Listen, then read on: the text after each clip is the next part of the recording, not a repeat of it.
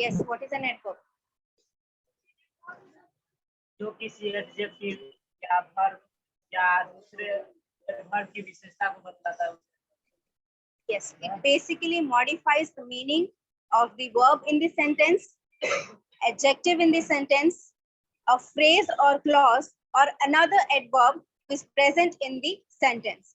मतलब सिर्फ verb का modification नहीं होगा, verb के साथ साथ अगर कोई adjective भी है sentence में उसको भी modify करेगा, अगर कोई clause है, phrase है या और एक adverb present है उसको भी modify करेगा. Basically, in short, you can say it modifies the whole meaning of your sentence. चाहे वो present कहीं भी हो आपके sentence में adverb, आपके पूरे sentence के meaning का modification होता है adverb से. Okay? Now, if you look in the first example, जो screen में share कर रही हूँ, first example देखिए, he ran fast. यहाँ पर क्या modify हो रहा है? Fast modify हो रहा है या modify कर रहा है? फास्ट हो रहा है। किसको मॉडिफाई कर रहा है? सॉरी, रैन कौन को। सा verb? Ran is your main verb जिसको मॉडिफाई कर रहा है फास्ट. Yes ma'am. वर्ब क्या होता है उसको पता है कि फिर से पढ़ाना पड़ेगा वो.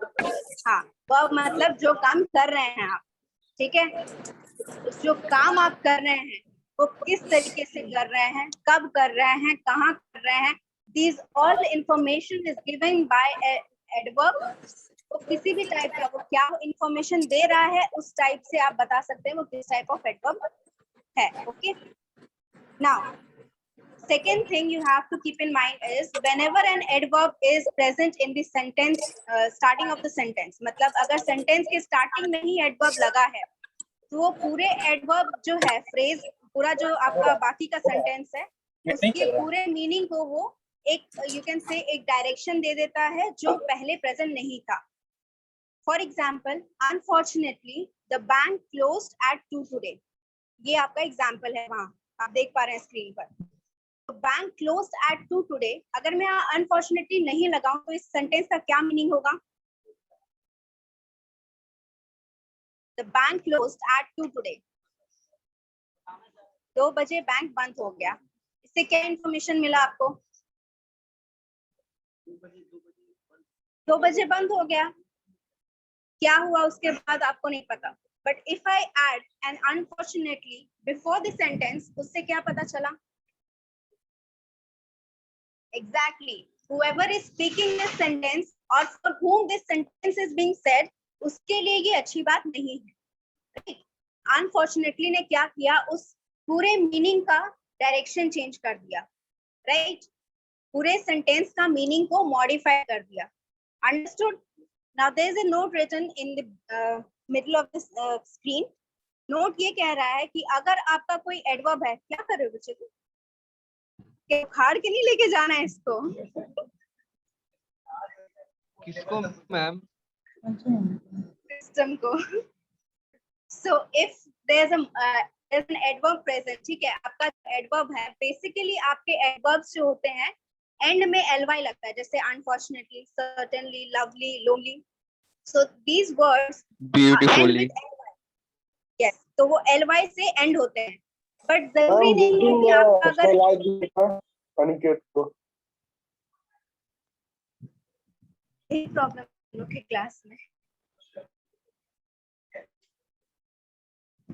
यस, तो अगर आपका एडवर्ब जो है ly से एंड नहीं हो रहा है, इसका मतलब ये नहीं कि वो एडवर्ब नहीं है. राइट? लेकिन अगर आपका ly है तो भी ऐसा जरूरी नहीं है कि वो एडवर्ब ही है, वो एडजेक्टिव भी हो सकता है. Right? It is not a basically you can say a concept on which you can base कि हाँ ly लगा है तो भी है, ऐसा जरूरी नहीं है. या ly नहीं लगा है तो एडवर्ब नहीं है. मोस्ट केसेस में ly लगा रहता है. वेरी इज एडवर्ब क्या ly से खत्म हो रहा है? फास्ट आपका एडवर्ब है, ly से खत्म हो रहा है.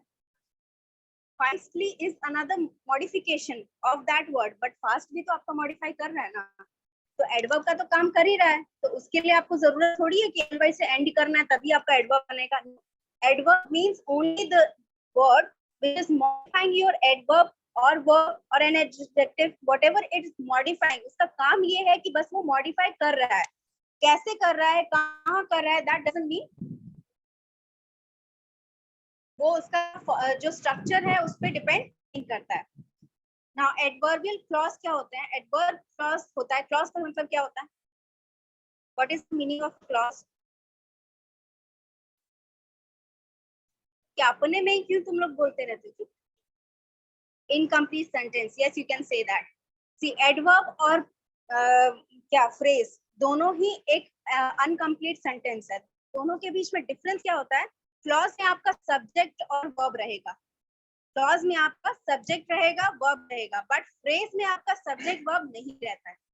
Okay, so when a subject and verb acts as an adverb in the sentence, यानी कि आपका जो सेंटेंस है उसमें क्लॉज ही आपका वर्ब का काम कर रहा है, एडवर्ब का काम कर रहा है, यानी कि क्या कर रहा है?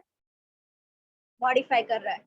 It is modify the meaning of your sentence और the part of sentence that is present in the sentence. ठीक है, जो आपका सेंटेंस का पार्ट है, वर्ब है, चाहे वो एडवर्ब है, चाहे वो फ्रेज है, एडजेक्टिव है, उसको मॉडिफाई कर रहा है।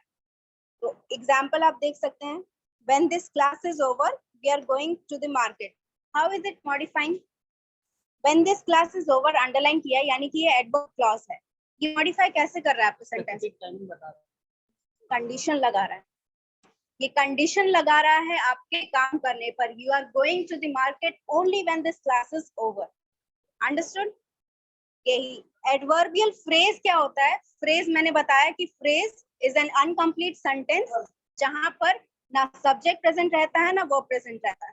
So it is just you can से एक फ्रेज है जहां पर आपको बहुत ही पार्शियल मीनिंग में आएगा किसी भी चीज का।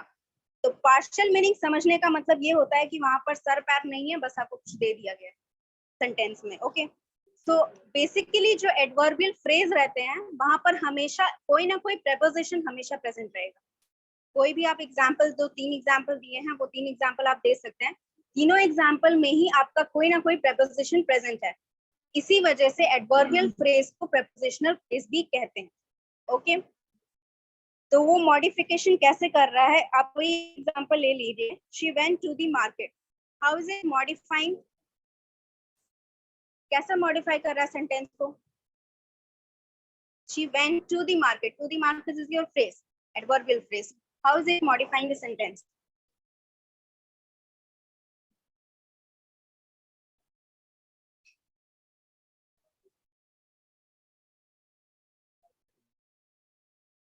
बच्चे इतना नहीं डरते है बोलने के लिए, मुझसे बोलने के लिए इतना डरोगे तो पदार्थ सर के सामने कैसे बोलते हो तुम लोग? नहीं, सी मॉडिफिकेशन कैसे हो रहा है मुझे बस इतना है। नहीं, वो तो दैट्स योर सेंटेंस स्ट्रक्चर, वो सेंटेंस स्ट्रक्चर है। She went to the market, how is it modifying? Verb क्या है आपका इस सेंटेंस में? जाना, वेंट इज योर वर्ब, तो वो कैसे मॉडिफाई कर रहा है? कहाँ जा रही है, स्पेसिफिक प्लेस, वो तब से बोल रहा है। It is giving you a location where it is going. ठीक है, काम कहाँ हो रहा है? मार्केट जाना, कहाँ जा रही है? मार्केट जा रही है, तो वो आपका मॉडिफाई कर रहा है कि लोकेशन बता रहा है। ओके, नेक्स्ट थिंग, यहाँ पर एक नोट लिखा है सबसे लास्ट में, an adverb can be used to modify an adjective but an adjective can not modify an adverb. यानी कि आप एक एडवर्ब लेके एडजेक्टिव को मॉडिफाई कर सकते हैं, उसकी विशेषता बता सकते हैं, लेकिन आप एडजेक्टिव को लेके एडवर्ब की विशेषता नहीं बता सकते हैं। एग्जाम्पल, जो ऊपर वाले 4 एग्जाम्पल हैं उनमें से दूसरा एग्जाम्पल देखिए, क्या लिखा है उसमें? There's a technical, उसको इग्नोर करना। Mangoes, these are very sweet mangoes.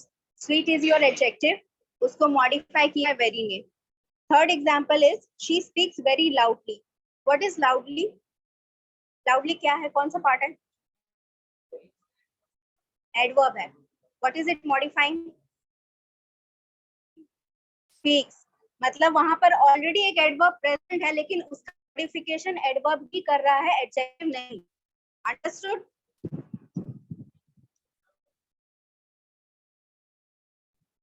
कौन है ये वेटिंग में? बच्चे नाम तो ढंग से लिखो student. Okay, next is your types of adverb. There are three broad classification of adverbs: simple adverb, relative adverb, interrogative adverb. तीनों को समझाने की जरूरत नहीं होनी चाहिए. Simple adverb are basically that the words that are modifying your verb, adverb, adjective और phrase or clause. जो सिंपली बस मॉडिफाई कर रहे हैं, यानी कि सिंपल आपको इंफॉर्मेशन दे रहे हैं कि काम कैसे हो रहा है, कब हो रहा है, कहाँ हो रहा है, other things. Okay. Relative adverbs are the adverbs that modify while they are relating you to the antecedent of the sentence. What is an antecedent? Antecedent क्या होता है? Antecedent. Antecedent क्या? Sentence हम नाम use कर क्या use करें? हम जो आप word बोल रहे हैं. नहीं, it is not that. वो सेंटेंस का एक पार्ट है, जैसे वर्ब होता है, एडवर्ब होता है, वैसे एंटीसीडेंट भी एक पार्ट है. तो वो क्या होता है? एंटीसीडेंट.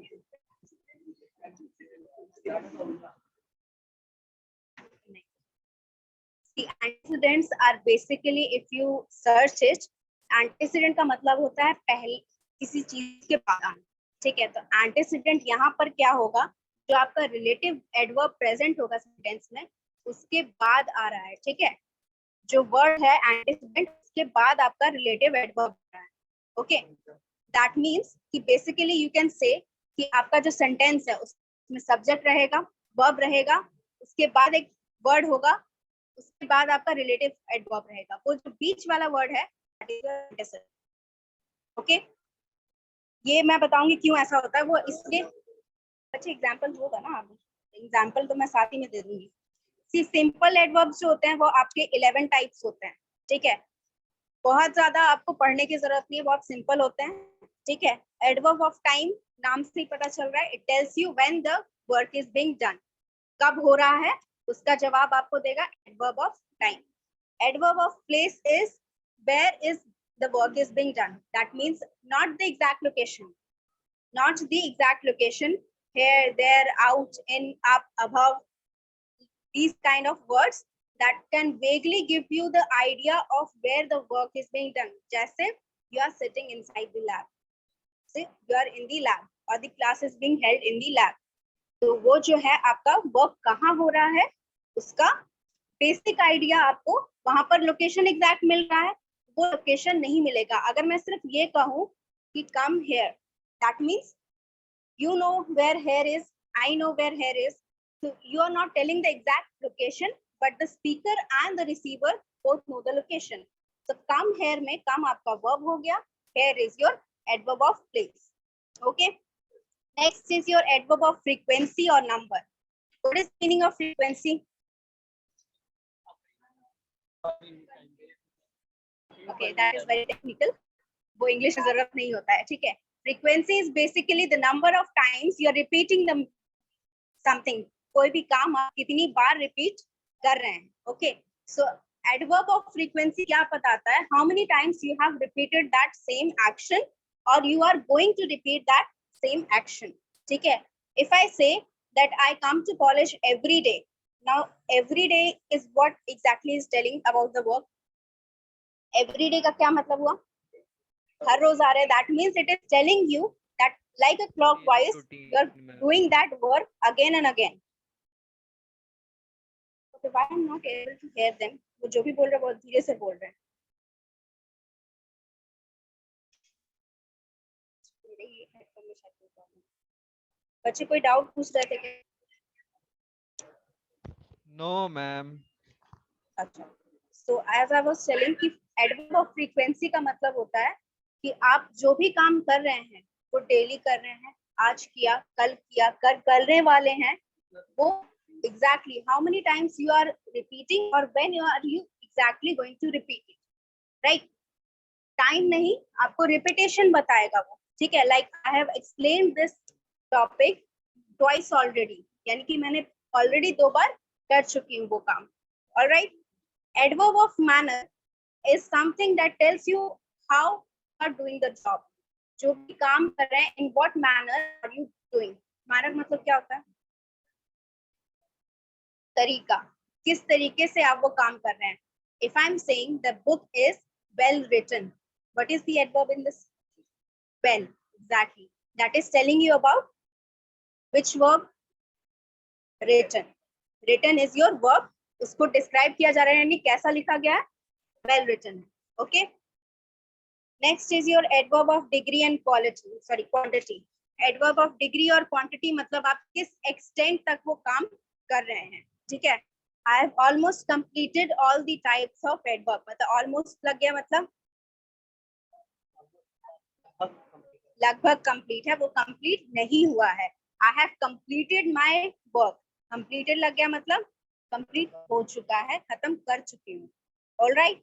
तो किस एक्सटेंट तक वो काम हुआ है. If let's say I will take another example. He is all together mistaken. All together का मतलब सब एक साथ कैसे. He is your subject. He is all together mistaken. Overall you can say, और पूरा का पूरा जो आप हिंदी में बोलते हो, पूरा का पूरा गलत. ठीक है. वो जो भी कर रहा है वो पूरा का पूरा गलत कर रहा है. That means the extent of his mistake was all together. Alright. इसमें कोई doubt? Moving on. Next is your adverb of affirmation and negation. Affirmation and negation. Affirmation और नेगेशन क्या होता है? Negative and positive, you can say that. ठीक है. That means there is some sentence that is conveying you a positive meaning, and there are some sentence that are conveying you a negative meaning. And what adverb of negative and positive meaning does, it supports the meaning.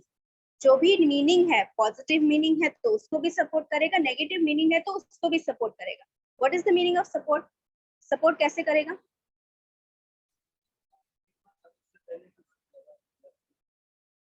वो पूरी तरह support कर रहा है, वो कभी support नहीं करेगा.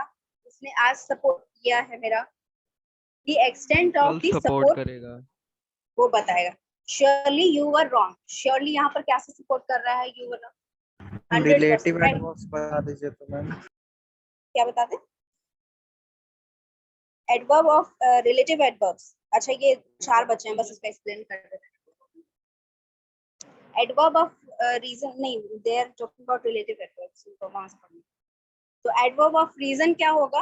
एडवर्ब ऑफ रीजन होगा कि when you are, see if you look in the example, adverb of reason हमेशा उस सेंटेंस में आता है जो आपका कंक्लूडिंग स्टेटमेंट है. That means the reason is already provided to you. Reason आपने पहले ही बता चुका है. This is just the concluding statement. For example, he therefore went to the hospital. ये क्या बता रहा है आपको? What is the meaning of this sentence? तो इसीलिए कब बताया उसने? पहले की बात में. He therefore went to the hospital. क्या मीनिंग कन्वे कर रहा है आपसे? हाँ,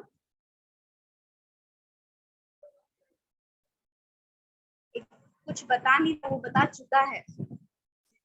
He therefore went to the hospital. इसका मतलब ये हुआ कि वो रीजन ऑलरेडी दे चुका है कि वो इसीलिए हॉस्पिटल गया था. He had an accident. That's why he went to the hospital. He wanted to donate blood. That's why he went to the hospital. मतलब रीजन ऑलरेडी पहले आ चुका है. So the adverb of reason is always present after the reason is being told. Reason बता चुके हैं, उसके बाद जो सेंटेंस आप लिखेंगे उसमें आपका एडवर्ब ऑफ रीजन आएगा. Understood? Next is your adverb of condition. Adverb of contrast. What is contradiction? Contradiction का क्या मतलब होता है? कॉन्ट्रडिक्शन का क्या मतलब है?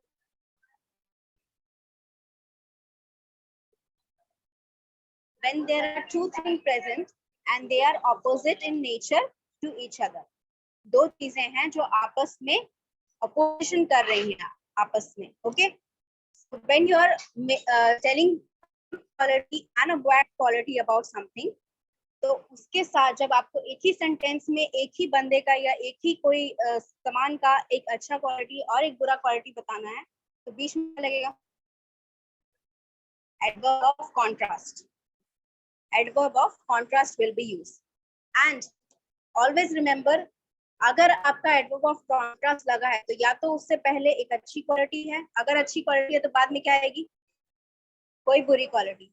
अगर कोई बुरी क्वालिटी पहले है तो एडवर्ब ऑफ कॉन्ट्रास्ट के बाद क्या आएगा, अच्छी quality. That means it is always the opposite of each other. जो दोनों क्वालिटीज हैं वो आपस में ऑपोजिट रहेंगी। एडवर्ब ऑफ एक्सटेंट मतलब किस, मतलब कितनी आपकी लिमिटेशंस क्या हैं कोई भी काम करने की, what is possible limitations of your work. ठीक है, so far as I could see there was nothing but dead bodies, मतलब so far as I can see is your main verb. कितना दूर तक देख सकते हैं, ह्यूमनली पॉसिबल है उतना दूर तक उसने देखा, and there was nothing but dead bodies. That means the extent, he is using the full extent ability to see, right? तो जो फुल एक्सटेंट तक कर रहे हैं उसे एडवर्ब ऑफ एक्सटेंट यूज करेंगे उसको एक्सप्रेस करने के लिए। Alright, yes and no adverbs. What is yes no adverb? बता के कोई बता सकता है क्या? पढ़ के नहीं बताओ, पढ़ के तो मैं भी बता दूं। यस एंड नो नाम जो है उसमें बताइए कि वो एडवर्ब कैसे हो सकता है। How can yes and no modify the meaning of your verb? Yes से नो से क्वेश्चन पूछोगे तो वो क्वेश्चन पूछेगा भाई, नहीं ठीक है, क्वेश्चन उसने पूछा। If I ask you, have you visited the Patna जू, उसका आंसर मुझे सिर्फ यस और नो में चाहिए। तो how can that be an adverb when there is no verb present in the sentence? आपका सेंटेंस एक वर्ड का है, there is no verb present, तो how can it modify your verb?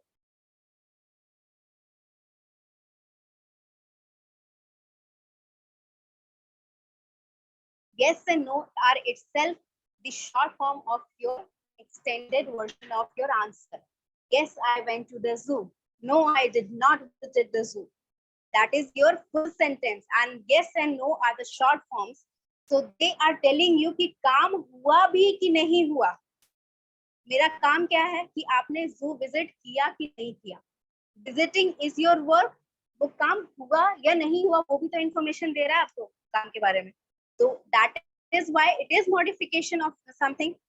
किसी भी तरह का modification हो रहा है आपके verb में, that is why they are called yes and no adverbs. Any doubt? Next is your relative adverb. Relative adverb में देखिए मैं कहा था कि ये antecedent को reflect back करता है, यानी कि आप जो verb है उसके बारे में वो विशेषता भी बताएंगे, उसी के साथ साथ वो रिफ्लेक्ट बैक करेंगे आपके एंटीसीडेंट को। एग्जांपल देखिए, I remember the house where he lived. Now where is the adverb of relative adverb and the house और हाउस इज योर एंटीसीडेंट। कैसे हुआ? आई रिमेंबर द हाउस मतलब मेन काम क्या हो रहा है यहाँ पर?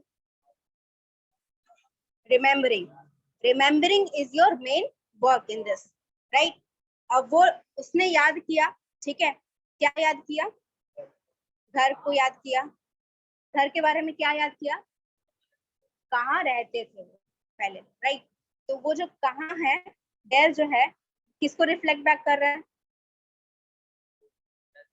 याद करने को, घर को रिफ्लेक्ट बैक कर रहा है। दैट मींस द एंटीसीडेंट को वो रिफ्लेक्ट बैक कर रहा है।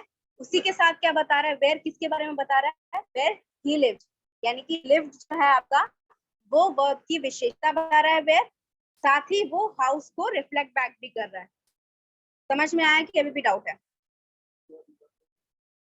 वो एग्जांपल और है इसमें नीचे। I know the hotel she lived in, this is the reason why she left, tell me the time when the train will arrive. ये सारे चीज में देखिए, where, why, when, these are your relative adverbs and उससे पहले आने वाले words, relative adverb से पहले आने वाले words antecedents हैं सारे sentence में।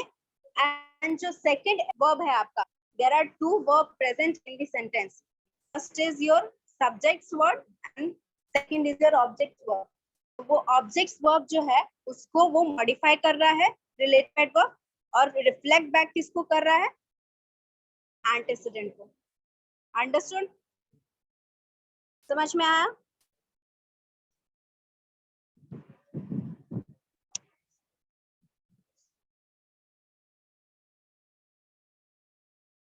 छुट्टी देते हैं? सॉरी बच्चे, मेरे पॉकेट में छुट्टी नहीं है। So last one, interrogative adverb. Interrogative adverb आपको नाम से ही पता चल रहा है कि they are asking some questions about your verb. जो भी काम किया जा रहा है उसके बारे में कुछ क्वेश्चंस है। So you can take it to the next. देखिए आपका जो भी एग्जांपल्स हैं उसमें आपको दिखेगा कि सिंपल एडवर्ब के जो भी टाइप्स थे उन टाइप्स के ही वर्ड से आपको क्वेश्चन बना रहे हैं। यानी कि for the first question, when did he come, what was the when? Simple adverb का कौन सा टाइप हुआ? Adverb of time. Okay, adverb of time वहां पर यूज हुआ। Why are you late? Why are you late? Adverb of reason. How many boys are there in your class? Adverb of number. Okay, that means कि आपका जो भी interrogative adverb रहेगा वो आपका कोई ना कोई सिंपल एडवर्ब का टाइप ही रहेगा। इंटेरोगेटिव सिर्फ इसलिए है because they are directly asking you a question. Sentence में कुछ भी नहीं है, सिर्फ एक डायरेक्ट क्वेश्चन पूछा गया, that is why they are interrogative adverb. Also interrogative adverb और रिलेटिव एडवर्ब दोनों में वर्डिंग सेम है। तो आपको कैसे पता चलेगा कि दोनों आप रिलेटिव में कब लगाओगे, इंटेरोगेटिव में कब लगाओगे? No, not that necessary. आपका रिलेटिव एडवर्ब ही आपका क्वेश्चन हो सकता है, बट रिलेटिव एडवर्ब में there is a antecedent present. If there is no antecedent, what is an antecedent? which is before the adverb, relative adverb. अगर adverb के पहले कोई नहीं है, that means antecedent present नहीं है। antecedent present नहीं है तो वो interrogative adverb ही कहलाएगा। Understood? सब समझ गए? Okay. Then this is the extent for today. इससे ज्यादा दिमाग से बहुत बाउंड कर जाएगा तुम्हारे। Yes, Shrishti, Ruchi, is Sunny present? Yes, Sunny. आप लोग को कोई डाउट है रिलेटिव एडवर्ब और इंटेरोगेटिव एडवर्ब में? No ma'am. चलिए बहुत बढ़िया, तब ये हो गया कंप्लीट। नेक्स्ट क्लास हम लोग कंजंक्टिव एडवर्ब कर लेंगे। जस्ट अ सेकंड, इसका क्या हो गया? मैम वर्कशीट भेज दीजिएगा मैम।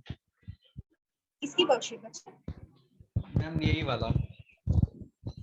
नहीं, ये वाला तो पढ़ेंगे तब तो भेजूंगी मैं। ये वाला देखो, कंजंक्टिव एडवर्ब जो है वो स्क्रीन पे शेयर हो रहा है। इसको स्क्रीनशॉट लो, इसको पढ़ के आना क्योंकि इसमें ज्यादा कुछ नहीं है। इसके बाद एडवर्ब एडजेक्टिव साथ ही साथ उसी क्लास में स्टार्ट कर लेंगे। Okay yes ma'am. ओके, और let me take the attendance now.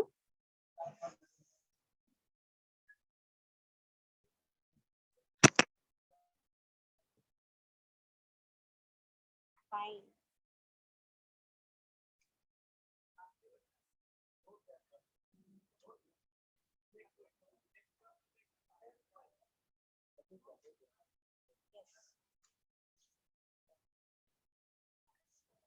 And yes, before the meeting ends, Ruchi and Srishti and Sunny, आप लोग को मैंने वर्ब वाली फाइल का भेज दिया है एक्सरसाइज, उसको आप बनाइएगा। If you are having any doubt वो मुझसे पूछ लीजिएगा नेक्स्ट क्लास में। Okay? Yes ma'am. Ma'am yes.